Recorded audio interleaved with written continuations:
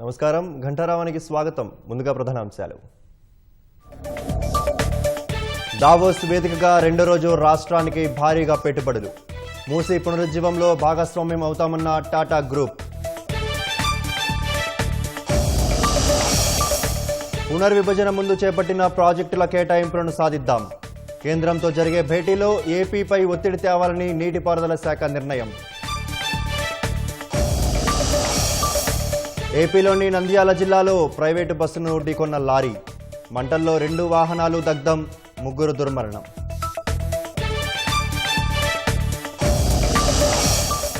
గణతంత్ర దినోత్సవం లక్ష్యంగా ఉగ్రదాడులకు జైషే మహమ్మద్ కుట్రలు. 26-26 అనే కోడ్ పెట్టుకున్నట్లు గుర్తించిన నిఘా వర్గాలు. గ్రీన్లాండ్ను యాజమాన్య హక్కుతో తీసుకోవాలనుకుంటున్నాం. అమెరికా భద్రత కోసం నాటో అనుమతి ఇవ్వాల్సిందేనన్న ట్రంప్.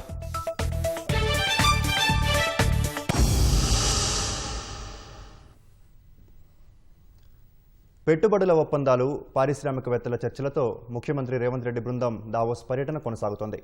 మేడారం, వేములవాడ, భద్రాచలం వంటి ఆలయ ప్రాంతాల్లో హోటళ్లు, శ్రీశైలం రహదారి వెంబడి అంతర్జాతీయ రిసార్ట్స్ ఏర్పాటు కోసం టాటా గ్రూప్ ఆసక్తి కనబరిచింది. డిఐ పైపుల తయారీలో గుర్తింపు పొందిన రష్మి గ్రూప్ రాష్ట్రంలో సుమారు 12,500 కోట్ల రూపాయల పెట్టుబడితో స్టీల్ ఉత్పత్తి యూనిట్ ఏర్పాటుకు ముందుకొచ్చింది. రాష్ట్రంలో పెట్టుబడులు పెట్టేందుకు పలు అంతర్జాతీయ కంపెనీలు ముందుకొచ్చాయి. కొన్ని కంపెనీలు ఎంఓయూలు చేసుకున్నాయి. మేడారం, వేములవాడ, భద్రాచలం ఆలయ ప్రాంతాల్లో హోటళ్ల ఏర్పాటుకు టాటా గ్రూప్ ఆసక్తి చూపింది. శ్రీశైలం రహదారి వెంట అంతర్జాతీయ స్థాయి రిసార్టు ఏర్పాటుపై సానుకూలంగా స్పందించింది. దావోస్లో ముఖ్యమంత్రి రేవంత్ రెడ్డితో Tata group chairman N Chandrasekaran భేటీ అయ్యారు. తెలంగాణ రైజింగ్ విజన్ 2047 లక్ష్యాలు, ప్రభుత్వ విధానాలు, పారిశ్రామిక అనుకూల వాతావరణాన్ని ఆయనకు వివరించారు. పెట్టుబడుల కోసం కాకుండా విధానాలు, ఫ్యూచర్ విజన్ను ప్రపంచానికి పరిచయం చేయడమే లక్ష్యంగా తెలంగాణ ముందుకెళ్తోందని టాటా గ్రూప్ చైర్మన్ అభినందించారు. హైదరాబాద్లోని ప్రధాన క్రీడా మైదానాల్ని ప్రపంచ స్థాయి ప్రమాణాలతో తీర్చిదిద్దే ఆలోచనల్ని చంద్రశేఖరన్తో సీఎం పంచుకున్నారు. స్పోర్ట్స్ స్టేడియం అభివృద్ధిలో భాగస్వామ్యం అయ్యేందుకు సిద్ధంగా ఉన్నట్లు చంద్రశేఖరన్ తెలిపారు. రాష్ట్రంలోని 65 ప్రభుత్వ ఐటీఐలను ఆధునిక సాంకేతిక కేంద్రాలుగా మార్చడంలో టాటా టెక్నాలజీస్తో కలిసి పనిచేస్తున్నట్లు సీఎం తెలిపారు. ప్రభుత్వ పాలిటెక్నిక్ కాలేజీల్ని స్కిల్ సెంటర్లుగా అభివృద్ధి చేసే ప్రణాళికల్ని వివరించారు. యంగ్ ఇండియా స్కిల్ యూనివర్సిటీని ఆనంద్ మహీంద్రా ఆధ్వర్యంలో ఏర్పాటు చేసిన విషయాన్ని గుర్తు చేశారు. యంగ్ ఇండియా స్పోర్ట్స్ యూనివర్సిటీ ఏర్పాటు ఆలోచనలో 2036 ఒలింపిక్స్లో భారత్ పతకాలు సాధించేలా క్రీడా మౌలిక సదుపాయాల అభివృద్ధి లక్ష్యాల్ని వివరించారు. హైదరాబాద్లో చేపడుతున్న మూసీ నది పునరుజ్జీవన ప్రాజెక్టుపై టాటా చైర్మన్ ఆసక్తి చూపారు. రాజస్థాన్, మహారాష్ట్రలో నీటి వనరుల పునరుద్ధరణలో టాటా గ్రూప్ అనుభవాన్ని గుర్తు చేస్తూ మూసీ అభివృద్ధిలో భాగస్వామిగా పనిచేయడానికి సిద్ధంగా ఉన్నట్లు చంద్రశేఖరన్ తెలిపారు. మూసీ చుట్టూ ఆర్థిక కార్యకలాపాలు పెరిగేలా ప్రణాళికలు రూపొందిస్తున్నామని ముఖ్యమంత్రి చెప్పారు.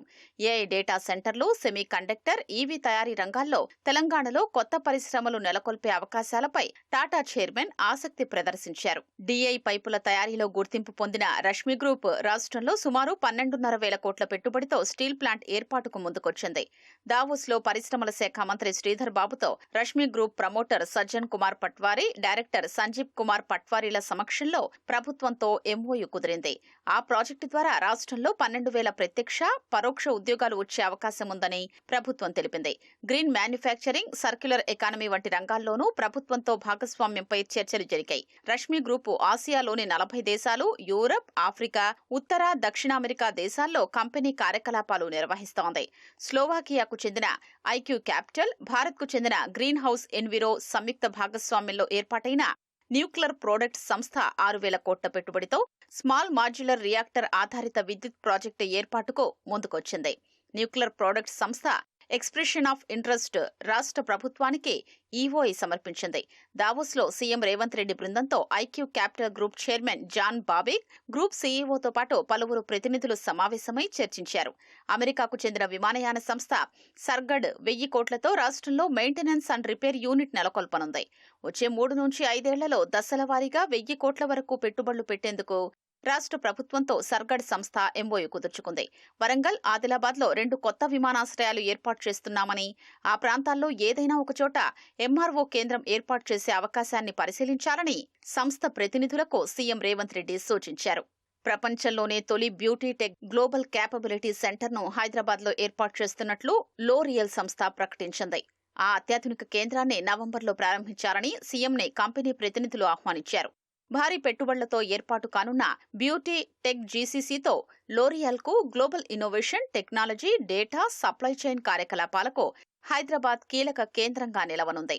రాష్ట్రంలో 2 బీర్ల తయారీ యూనిట్లు నడుపుతున్న ఏబీ ఇన్బేవ్ సంస్థ యూనిట్లను విస్తరించనున్నట్లు వెల్లడించింది. ప్రపంచవ్యాప్తంగా 50కి పైగా దేశాల్లో వ్యాపారం చేస్తున్న ఏబీ ఇన్బేవ్ రాష్ట్రంలో సుమారు 600 మందికి ఉపాధి కల్పిస్తోంది. హైదరాబాద్లో R&D కేంద్రం విస్తరణ కోసం కాలిఫోర్నియాకి చెందిన బ్లేజ్ సంస్థ రాష్ట్ర ప్రభుత్వంతో ఒప్పందం కుదుర్చుకుంది. ఆ సంస్థ డేటా సెంటర్, ఆర్టిఫిషియల్ కంప్యూటింగ్కు తక్కువ శక్తి వినియోగించే ఏఐ హార్డ్వేర్, ఫుల్ స్టాక్ సాఫ్ట్వేర్ను అభివృద్ధి చేస్తోంది. ఇప్పటికే బ్లేజ్ సంస్థ హైదరాబాద్లో రీసెర్చ్ అండ్ డెవలప్మెంట్ ఇంజనీరింగ్ సెంటర్ను నిర్వహిస్తోంది. స్విట్జర్లాండ్లోని వార్డ్ రాష్ట్రానికి చెందిన ముఖ్యమంత్రి క్రిస్టెల్ లూసియర్ బ్రోడార్తో రేవంత్ రెడ్డి సమావేశమయ్యారు. భారత్ స్విట్జర్లాండ్ స్వేచ్ఛా వాణిజ్య ఒప్పందం నేపథ్యంలో 2 రాష్ట్రాల మధ్య సహకార పెంపుపై చర్చించారు. హైదరాబాద్లో ప్రపంచంలోనే తొలిసారి స్విస్ మాల్ ఏర్పాటు చేయాలని రేవంత్ రెడ్డి ప్రతిపాదించగా సానుకూలంగా స్పందించింది. ఇద్దరు ముఖ్యమంత్రులు ఫుట్బాల్ ఆటగాళ్లే కావడంతో క్రీడారంగంలో భాగస్వామ్యంపై విస్తృతంగా చర్చించారు. మహిళా సాధికారతకు సంబంధించి స్వయం సహాయక సంఘాల కార్యక్రమాలపై స్విస్ బృందం ఆసక్తి కనబర్చింది. సహకార అంశాలు పరిశీలించేందుకు త్వరలోనే స్విట్జర్లాండ్ బృందం హైదరాబాద్కు వస్తుందని వార్డ్ రాష్ట్ర పరిశ్రమలు, ఆర్థిక శాఖ మంత్రి ఇసబెల్ మోరెట్ తెలిపారు. ప్రతి జూలైలో హైదరాబాద్లో world economic forum follow up సదస్సు నిర్వహించారని సీఎం రేవంత్ దావోస్లో ప్రతిపాదించారు. దావోస్లో జాయిన్ ద రైజ్ కార్యక్రమంలో తెలంగాణ విజన్ ప్రదర్శించారు. Telangana AI innovation hub, Telangana next gen life sciences policy 2026-2030ను ఆవిష్కరించారు. తెలంగాణ రైజింగ్ విజన్ను ప్రపంచానికి చూపడానికే ఈసారి దావోస్ వచ్చినట్లు తెలిపారు. మూసీ నది రివర్ ఫ్రంట్ అభివృద్ధి చేసి దేశంలోనే 24 గంటలు పనిచేసే తొలి నగరంగా హైదరాబాద్ను అభివృద్ధి చేస్తామన్నారు. కార్యక్రమంలో సినీ నటుడు చిరంజీవి ప్రత్యేక ఆకర్షణగా నిలిచారు. దావోస్లో ప్రపంచ ఆర్థిక ఫోరం సదస్సు రేపటితో ముగియనుంది. అమెరికా భద్రత కోసం గ్రీన్లాండ్ను యాజమాన్య హక్కులతో సహా తీసుకోవాలనుకుంటున్నామని అమెరికా అధ్యక్షుడు ట్రంప్ చెప్పారు. అందుకోసం బల ప్రయోగం మాత్రం చేయబోమని దావోస్ వేదికగా స్పష్టం చేశారు. గ్రీన్లాండ్ను తీసుకునేందుకు నాటో అనుమతి ఇవ్వాల్సిందేనని తేల్చి చెప్పారు. అటు ఐరోపా దేశాలు, ఐక్యరాజ్య సమితిపై ట్రంప్ తీవ్ర స్థాయిలో విరుచుకుపడ్డారు. గ్రీన్లాండ్ స్వాధీనానికి ప్రయత్నాలు చేస్తున్న అమెరికా అధ్యక్షుడు డొనాల్డ్ ట్రంప్ దావోస్ వేదికగా తమ వైఖరిని మరోసారి స్పష్టం చేశారు. గతంలో గ్రీన్లాండ్ను తప్పిదంతో డెన్మార్కు ఇచ్చేశామని అన్నారు. ప్రపంచ ఆర్థిక వేదికను ఉద్దేశించి దాదాపు 70 నిమిషాల పాటు ట్రంప్ ప్రసంగించారు. గ్రీన్లాండ్ అంశాన్ని ప్రస్తావనకు తెచ్చిన ట్రంప్ ప్రపంచాన్ని రక్షించేందుకు తాము ఒక ఐస్ ముక్కను అడుగుతున్నామని చెప్పారు. ఇది అమెరికా, రష్యా, చైనాల మధ్య ఉండే కీలక ప్రదేశమని చెప్పారు. వ్యూహాత్మక అవసరాల కోసం అది తమకు అవసరమన్నారు. అంతేగాని అరుదైన ఖనిజాల కోసం కాదని, అమెరికా రక్షణ కోసం కావాలన్నారు. దశాబ్దాలుగా తాము చాలా ఇచ్చామని, ఇప్పుడు అడుగుతున్నది చాలా చిన్నదని ట్రంప్ వ్యాఖ్యానించారు. తమకు ఎంతో కీలకమైన వ్యూహాత్మక ప్రాంతాన్ని స్వాధీనం చేసుకునేందుకు చర్చలు అవసరమని పిలుపునిచ్చారు. డెన్మార్క్ నుంచి దీనిని తాము తీసుకునేందుకు నాటో కూటమి అనుమతించాలని సూచించారు. విస్తరణవాదాన్ని అడ్డుకునే ప్రయత్నం చేయరాదని నాటోను ట్రంప్ హెచ్చరించారు. గ్రీన్లాండ్ను డెన్మార్క్ కానీ దాని మిత్రదేశాలు కానీ కాపాడలేవని, ఆ సత్తా అమెరికాకు మాత్రమే ఉందని ట్రంప్ అన్నారు. Certain places in Europe are not even recognizable, frankly, anymore. They're not recognizable. And we can argue about it, but there's no argument. Friends come back from different places. I don't want to insult anybody. And I love Europe, and I want to see Europe go good. But it's not heading in the right direction. I have tremendous respect for both the people of Greenland and the people of Denmark. Tremendous respect. But every NATO ally has an obligation to be able to defend their own territory. And the fact is, no nation or group of nations is in any position to be able to secure Greenland other than the United States. రక్షణ కొరవడిన Greenland వాస్తవానికి అమెరికాదేనని Trump ఉద్ఘాటించారు. రెండో ప్రపంచ యుద్ధం తర్వాత Denmark కు ఇచ్చేశామని గుర్తు చేశారు. ఆర్కిటిక్ భూభాగంలో తవ్వకాలు చేయటం కష్టమని, కొన్ని వందల అడుగుల కొద్దీ మంచును తవ్వాల్సి ఉంటుందని చెప్పారు. ఏదేమైనా గ్రీన్లాండ్ ను బలవంతంగా స్వాధీనం చేసుకోబోమని ట్రంప్ స్పష్టం చేశారు. గ్రీన్లాండ్ తీసుకునేందుకు అంగీకరిస్తే సంతోషిస్తామని, లేకుంటే గుర్తుంచుకుంటామని ట్రంప్ బెదిరింపులకు దిగారు. We never ask for anything, and we never get anything. We probably won't get anything unless I decide to use excessive strength and force, where we would be, frankly, unstoppable. But I won't do that. I don't have to use force. I don't want to use force. I won't use force.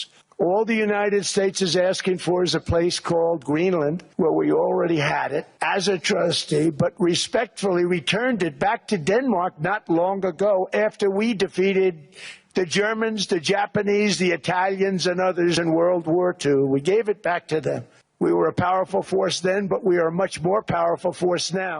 Bharat Pak ప్రస్తావన మరోసారి Trump తీసుకువచ్చారు. భారత్ పాక్ సహా అనేక యుద్ధాలను ఆపానని అన్నారు. ప్రతి దేశంతో తాము కలిసి పనిచేయాలని కోరుకుంటున్నామని, ఎవరిని నాశనం చెయ్యాలని లేదన్నారు. కానీ పన్నులు చెల్లించకపోవడంతో ఏర్పడిన వాణిజ్య లోటును తిరిగి చెల్లించాల్సిందేనని ఆయా దేశాలను ఉద్దేశిస్తూ ట్రంప్ వ్యాఖ్యానించారు. అటు ఐరోపా దేశాలపై ట్రంప్ తీవ్ర స్థాయిలో విరుచుకుపడ్డారు. ఐరోపా కూటమి సరైన దిశలో వెళ్లడం లేదని విమర్శించారు. పెద్ద ఎత్తున వచ్చే వలసలపై అక్కడ నియంత్రణ లేదన్నారు. తన పాలనలో అమెరికా అభివృద్ధి పదంలో అద్భుతంగా దూసుకు వెళ్తోందన్నారు. దేశంలో ద్రవ్యోల్బణాన్ని కట్టడి చేశామని, ప్రపంచ ఆర్థిక ఇంజిన్ గా అమెరికా నిలుస్తోందన్నారు. ఐక్యరాజ్య సమితిపైన విమర్శలు చేసిన ట్రంప్ అంతర్జాతీయ శాంతి భద్రతలను కాపాడటంలో ఆ సంస్థ విఫలమైందని ఆరోపించారు. అందుకే గాజాలో యుద్ధాన్ని ఆపి పశ్చిమాసియాలో శాంతి నెలకొల్పడానికి ఒక మండలి అవసరమైందని ట్రంప్ అభిప్రాయపడ్డారు. ఆర్థిక సమస్యలు ఉన్నప్పటికీ రాష్ట్రాన్ని అభివృద్ధి పదంలో నడిపిస్తున్నామని ఉప ముఖ్యమంత్రి భట్టి విక్రమార్క అన్నారు. ఎన్ని ఇబ్బందులున్నా సుపరిపాలనే ధ్యేయంగా ముందుకెళ్తున్నామని తెలిపారు. గత ప్రభుత్వ పథకాలను బేరీజు వేస్తున్నామే తప్ప ప్రతిపక్ష పార్టీలను విమర్శించడం లేదని స్పష్టం చేశారు. ఆదిలాబాద్ జిల్లా ఇంద్రవెల్లి మండలం కేస్లాపూర్ నాగోబాకు ఆయన ప్రత్యేక పూజలు నిర్వహించారు. రానున్న రోజుల్లో గోదావరి పరివాహకాన్ని పర్యాటకంగా తీర్చిదిద్దుతామని వెల్లడించారు. ఆదివాసీ గిరిజనులకు కాంగ్రెస్ ప్రభుత్వం అండగా ఉంటుందంటున్న భట్టి విక్రమార్కతో ఈటీవీ ప్రత్యేక ముఖాముఖి. రాష్ట్ర ఉప ముఖ్యమంత్రి భట్టి విక్రమార్క ఆదిలాబాద్ జిల్లాలోని కేస్లాపూర్ నాగోబాను దర్శించుకున్నారు. ప్రజాప్రభుత్వంగా ఏమి హామీ ఇస్తారనేది ఆయన అడుగుతారు. బుల్లెట్ బ్యాలెట్ కలగలిపి ప్రజాప్రభుత్వం అని ఇక్కడ వచ్చి చెప్పారు. ఆర్థిక మాంద్యంతో రాష్ట్రం చాలా ఇబ్బందుల్లో ఉందని చెప్పి కూడా మీ నుంచే వినిపిస్తుంది. ప్రజాప్రభుత్వంలో లక్ష్యాలు ఎట్లా నెరవేరుతాయట? లక్ష్యం ఏంటి, సంకల్పం ఏంటి అనేది ప్రధానమైంది. ఈ ప్రభుత్వం యొక్క లక్ష్యం సంక్షేమం, ఈ రాష్ట్ర అభివృద్ధి. మా సంకల్పం ప్రజా సంక్షేమం కోసం మంచి హృదయంతో తీసుకున్న సంకల్పం కాబట్టి ఎన్ని ఇబ్బందులున్నా సమస్యలున్నా వాటి అధిగమిస్తూనే ముందుకు పోతున్నాం. అందుకే ఈరోజు రాష్ట్రంలో 4,50,000 ఇందిరమ్మ ఇళ్లని ఒక్కొక్క ఇంటిని 5 లక్షల రూపాయలతో శాంక్షన్ చేసి ముందుకు పోగలుగుతున్నాం. అట్లాగే విద్యాబుద్ధులు నేర్చుకోవడానికి, ప్రపంచంతో పోటీ పడటానికి ఈ రాష్ట్రంలో 100 స్కూల్ 25 ఎకరాల ప్రాంగణంలో 200 కోట్ల రూపాయలతో ఒక్కొక్క స్కూల్ ప్రపంచ స్థాయిలో ఉండేటువంటి స్టాండర్డ్స్తో వాళ్ళ శాంక్షన్ చేసుకొని ముందుకు పోతాం. ఈరోజు రాష్ట్రంలో రైతాంగ సోదరుల కోసం రైతు భరోసా ఇవ్వగలుగుతున్నాం. పండించిన పంటకి బోనస్గా ప్రతి క్వింటాకి 500 రూపాయలు ఇవ్వగలుగుతాం. ఈ సంక్షేమ కార్యక్రమాలన్నీ కూడా అంతిమంగా మా ఆలోచన, మా లక్ష్యం. ఈ రాష్ట్రంలో ఏ కుటుంబం కూడా, సామాన్యుడు కూడా మినిమం రిక్వైర్మెంట్స్ లేకుండా ఆత్మగౌరవం అనేది కోల్పోయి బాధపడేటువంటి పరిస్థితులు ఉండకూడదు అనేది రాష్ట్ర ప్రభుత్వం యొక్క లక్ష్యం. రాముడు కొలువై ఉన్న మీ జిల్లా ఖమ్మం, సమ్మక్క సారక్క నిలవై ఉన్న వరంగల్, నాగోబా నిలవకున్న ఆదిలాబాద్ జిల్లా, ఆర్ఓఎఫ్ఆర్లకు రెవెన్యూ పనులకు ఆ పొంతన కుదరడం లేదు. ఇదే ఆ ప్రధాన ఇష్యూగా తెర మీదకి వస్తుంది. దీని మీద దృష్టి సారించినట్లు అనిపించట్లేదు కాదంటారా? వాటిని దృష్టి సారించడం కోసమే దానికి అడ్డంగా ఉన్నటువంటి ధరణిని బంగాళాఖాతంలో భూభారతం తీసుకొచ్చాం. ఆ చట్టం చేయడానికి కావాల్సిన స్టడీ చేయడానికి కొంత టైం పట్టింది. ఆ స్టడీ చేసి అడ్డగోలుగా ఆషామాషిగా తొందరపడి నిర్ణయం తీసుకుంటే బాగోదు. కాబట్టి భూమికి సంబంధించిన విషయంగా అనేక రాష్ట్రాల్లో ఉన్నటువంటి వ్యవస్థను కూడా స్టడీ చేసి అంతిమంగా శాసనసభలో పెట్టి ఆ చట్టాన్ని అమలు చేస్తూ ఈరోజు ఆర్ఓఎఫ్ఆర్ చట్టాలు పట్టాలు ఏమంటే వాటికి తిరిగి పట్టాలు ఇచ్చే కార్యక్రమం ఇప్పుడే మొదలైంది. బహుశా మీరు చూసి ఉంటారు. నేను ఈ రోజే ఒక 500-600 అప్లికేషన్స్ వస్తే వాటిలో ఇప్పటికి 100 డిస్బర్స్మెంట్ ఈ రోజు వాటి డిస్ట్రిబ్యూట్ చేశాను. ప్రజాప్రభుత్వం ప్రతిష్టాత్మకంగా తీసుకున్న ఇందిరమ్మ ఇళ్లకు మొదలుగా 5 లక్షల నగదు ప్రకటించారు. ఇప్పుడు ఉపాధి హామీకి దాన్ని కన్వర్ట్ చేసి ఒక 60,000 తగ్గించారు. 4,40,000కే తగ్గిపోయింది. ఆ 60,000 కోసం కూడా లక్ష్యం చేరుకోవడం గగనంగా మారుతుంది. ఇది ఒక ఆదిలాబాద్ జిల్లాది కాదు, రాష్ట్ర వ్యాప్తంగా ఇదే సమస్య ఉంది. దీన్ని ఎందుకు అధిగమించడానికి? ఎటువంటి సమస్య లేదు. చూడండి, రాష్ట్ర వ్యాప్తంగా బహుశా మొట్టమొదటిసారి 5 లక్షల రూపాయలతో ఇల్లు ఇస్తే వారం మీకు బిల్లు ఇస్తామని చెప్పాం. కట్టుకుంటూ పోతా ఉంటే బిల్లు ఇచ్చుకుంటూ పోతాం. 5 లక్షల వరకు వాళ్ళకి ఎటువంటి ఇబ్బంది లేకుండా మేము ఆ వసతి ఏర్పాటు చేస్తాం. ఒక్కరోజు కూడా ఆలస్యం చేయబాకండి. మీరు శాంక్షన్ అయిన ఇల్లు వడివడిగా కట్టుకుంటూ పోండి. వారం బిల్లు పెట్టండి, వారం డబ్బులు ఇస్తాం. సమ్మక్క సారక్కకు 250 కోట్లు కేటాయించారు. అదే ఆదివాసికి సంబంధించిన ఆరాధ్య దైవం, దీనికి 22 కోట్లు మొన్నచ్చారు. దర్బార్ సందర్భంగానే దీనికి సంబంధించిన వెల్లడించే అవకాశం ఉంది. సమ్మక్క సారలమ్మ గిరిజనులు ఆరాధ్య దైవంగా తల్లులుగా పూజింపబట్టమే కాకుండా గిరిజనేతరులకు కూడా పెద్ద ఎత్తున పూజించేటువంటి అమ్మవారు. వాళ్ళ కోసం వచ్చేటువంటి లక్షలాది మంది ప్రజల సౌకర్యార్థం దాన్ని పర్మనెంట్ గా చేయాలని ఆలోచనతో సంవత్సరం కట్టేసి వదిలేస్తే జాతర వచ్చినప్పుడల్లా మళ్ళీ డబ్బులు ఇవ్వటం, ఆ జాతరతో అయిపోవటం కాకుండా పర్మనెంట్గా ఉండేటట్టుగా మీరు పోయి చూస్తే అతిపెద్ద రాతి స్తంభాలతో అక్కడ పెట్టినటువంటి ద్వారాలు మొత్తం దేశాన్నే ఆకర్షిస్తూ ఉన్నాయి. బాసర దగ్గర నుంచి సరస్వతి అమ్మవారి దేవాలయం దగ్గర నుంచి మొదలు పెడితే ఇక్కడ ఉన్నటువంటి నాగోబా మేశ్రం అవశిస్తులకు సంబంధించిన దేవాలయం దగ్గర నుంచి మొదలు పెడితే అప్ టు భద్రాచలం శ్రీరామచంద్ర స్వామి వారికి ఈ పరిసర ప్రాంతాలన్నింటినీ కలుపుతూ ఒక టెంపుల్ టూరిజం అలాగే ఎకో టూరిజం లాగా ఒక పెద్ద ప్రాజెక్ట్ని ఈ రాష్ట్ర ప్రభుత్వం చేపట్టబోతాం. All along the Godavari river, ఆ రివర్ పరిసర ప్రాంతాల్లో ఉన్నటువంటి దేవాలయాలు, ఆ పరిసర ప్రాంతాల్లో ఉన్నటువంటి జలపాతాలు, ఆ పరిసర ప్రాంతాల్లో ఉన్న సుందరమైన అటవీ ప్రాంతాలు, ఆ పరిసర ప్రాంతాల్లో ఉన్న ఇతర ఆకర్షించబడినటువంటి ప్రాంతాలన్నింటినీ కలుపుతూ ఒక గొప్ప ప్రాజెక్ట్ని రాష్ట్ర ప్రభుత్వం తీసుకోబోతా ఉంది, చేయబోతా ఉంది. దేశాన్ని కాదు ప్రపంచాన్ని కూడా ఆకర్షిస్తాం. అందులో భాగంగా నాగోబా దేవాలయం కూడా ఉంటుంది. ప్రభుత్వం ఏర్పడిన 2 ఏళ్ళు అయింది. ఇంకా ప్రతిపక్ష పార్టీ మీద విమర్శలకు ప్రాధాన్యత ఇస్తున్నారు, కానీ అభివృద్ధికి ప్రాధాన్యత ఇవ్వట్లేదని ఒక ఆవేదన, ఆరోపణ కూడా వినిపిస్తుంది. ఒక సీనియర్ రాజకీయ నేతగా మీరేమంటారు? మేము ఎవరిని విమర్శించడానికి లేవు. ఇక్కడ విమర్శించటానికి కాకుండా గతంలో ఉన్నటువంటి పరిస్థితులకి ఇప్పుడున్న పరిస్థితులకు బేరేజ్ వేస్తూ ఈ అభివృద్ధి కంపారిటివ్ స్టేట్మెంట్, రిలేటివిటీ థియరీ లేకుండా నువ్వు చేసేటువంటి అభివృద్ధి కనపడదు. మేము చేసే అభివృద్ధి చేస్తూనే గతంలో ఇవన్నీ లేకుండా ఉన్నాయి, కోల్పోయారు. భవిష్యత్తులో ఇంతకంటే ఇంకా కూడా బాగా చేసుకుంటూ ముందు పోతాం. మనం భవిష్యత్తు చూసుకుంటూ ప్రోగ్రెసివ్గా వెళ్ళాలి తప్ప వెనకబడిపోకూడదనే ఆలోచనతో నేను చెప్తాను. ఈ ప్రభుత్వం ఎప్పుడు కూడా it will think all the time progressively. మేము ప్రోగ్రెసివ్ థాట్ ప్రాసెస్తోనే ముందుకెళ్తాం. ఇది ఉప ముఖ్యమంత్రి బట్టి విక్రమార్క అభిప్రాయం. అంటే రాష్ట్రాన్ని ప్రగతి పథంలో నడిపించడమే తమ లక్ష్యం అని చెప్తున్నారు. నాగోబా సన్నిధానం నుంచి కెమెరామెన్ కిరణ్తో మణి, ఈటీవీ న్యూస్, ఆదిలాబాద్. రాష్ట్ర నీటి హక్కుల విషయంపై ఆంధ్రప్రదేశ్పై ఒత్తిడి తెచ్చేలా చర్యలు చేపట్టాలని నీటిపారుదల శాఖ అధికారులు భావిస్తున్నారు. పునర్విభజనకు ముందు చేపట్టిన ప్రాజెక్టుల నీటి కేటాయింపుల కోసం ఏపీని ఒప్పించేలా చర్చించాలని నిర్ణయించారు. ఆ మేరకు ఈ నెల 30న కేంద్రం వద్ద జరిగే సమావేశంలో వినిపించాల్సిన వాదనపై నీటిపారుదల శాఖ కసరత్తు చేస్తోంది. పునర్విభజనకు ముందు తెలంగాణలోని ప్రాజెక్టులకు అప్పటి ప్రభుత్వం ఇచ్చిన నీటి కేటాయింపులకు ఆంధ్రప్రదేశ్ కట్టుబడి ఉండేలా ఒత్తిడి తేవాలని నీటిపారుదల శాఖ కసరత్తు ప్రారంభించింది.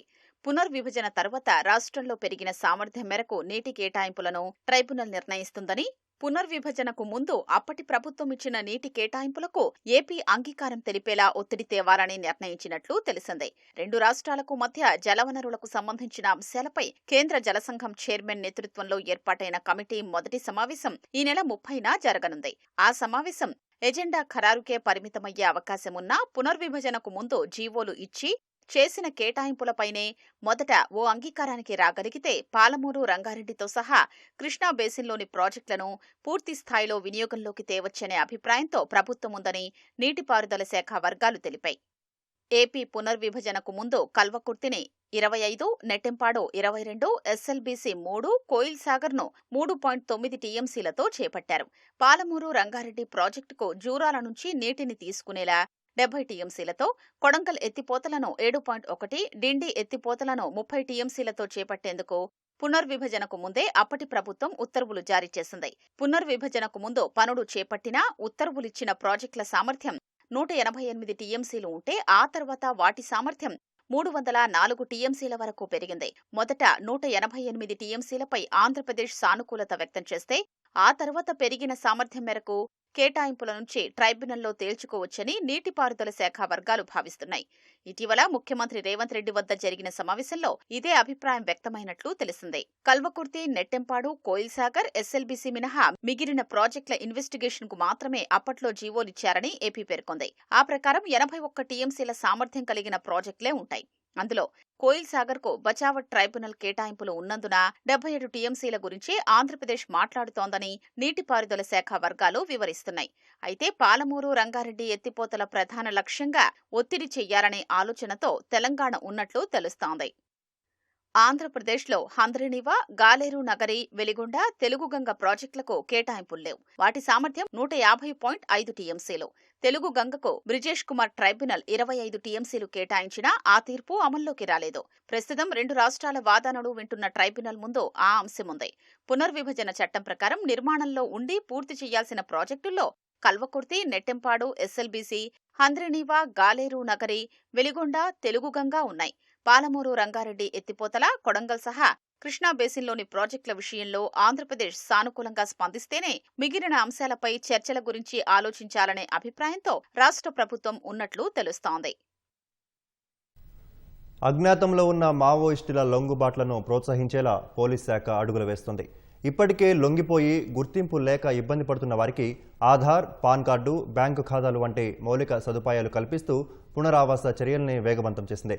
లొంగిపోయిన మావోయిస్టుల పునరావాస కార్యక్రమాలని నిఘా విభాగానికి చెందిన స్పెషల్ ఇంటెలిజెన్స్ బ్రాంచ్ నేరుగా పర్యవేక్షిస్తోంది. 1980లో పీపుల్స్ వార్ ఆవిర్భవించినప్పటి నుంచి ఎన్నడూ లేని విధంగా గత ఏడాది ఏకంగా 576 మంది మావోయిస్టులు రాష్ట్ర పోలీసుల ఎదుట లొంగిపోయారు. వారికి పునరావాస ప్యాకేజీలో భాగంగా స్వగ్రామాల్లో నివాస ధ్రువపత్రాలు ఇప్పించి ఆధార్ నమోదు చేయిస్తున్నారు. అనంతరం పాన్ కార్డు, బ్యాంకు ఖాతా తెరిపించి రివార్డు సొమ్మును అందులో జమ చేస్తున్నారు. రెవెన్యూ, ఇతర శాఖల అధికారులతో మాట్లాడి అవకాశం ఉన్నవారికి ఇళ్ల స్థలాల కేటాయింపునకు చర్యలు తీసుకుంటున్నారు. అనారోగ్య కారణాలతో జనజీవన స్రవంతిలోకి వచ్చిన పలువురికి కార్పొరేట్ ఆసుపత్రుల్లో వైద్య చికిత్సలు అందిస్తున్నారు. పోరు వద్దు, ఊరు ముద్దు, అజ్ఞాతం వీడి జనంలోకి రండి, ప్రభుత్వం ఇచ్చిన మాట ప్రకారం పునరావాసం కల్పిస్తామని మిగిలిన మావోయిస్టులకి రాష్ట్ర పోలీస్ శాఖ పిలుపునిస్తోంది. తెలంగాణ నుంచి అజ్ఞాతంలోకి వెళ్లి ప్రస్తుతం దేశవ్యాప్తంగా వివిధ కమిటీల్లో కీలక బాధ్యతలు నిర్వహిస్తున్న 17 మంది మావోయిస్టు క్యాడర్ల వివరాలను పోలీస్ శాఖ ప్రకటించింది. నంద్యాల జిల్లాలో ఓ ప్రైవేటు ట్రావెల్స్ బస్సు అగ్నికి ఆహుతైంది. టైరు పేలడంతో బస్సు లారీని ఢీకొట్టింది. దీంతో ఒక్కసారిగా మంటలు చెలరేగాయి. సిరివెల్ల మెట్ట వద్ద జరిగిన ఈ ప్రమాదంలో 3 మృతి చెందారు. ఆంధ్రప్రదేశ్ నంద్యాల జిల్లా సిరివెల్ల మెట్ట వద్ద ఘోర ప్రమాదం జరిగింది. ఓ ప్రైవేటు బస్సు టైరు పేలి డివైడర్ దాటి ఎదురుగా వస్తున్న లారీని ఢీకొట్టింది. బస్సులో ఒక్కసారిగా మంటలు చెలరేగాయి. ప్రమాదంలో 2 డ్రైవర్లు, లారీ క్లీనర్ మృతి చెందారు. మరో 14 మందికి గాయాలయ్యాయి. ట్రావెల్స్ బస్సు నెల్లూరు నుంచి హైదరాబాద్ వెళ్తుండగా ఈ ఘటన జరిగింది. ప్రమాదంలో బస్సు, లారీ పూర్తిగా దగ్ధమయ్యాయి.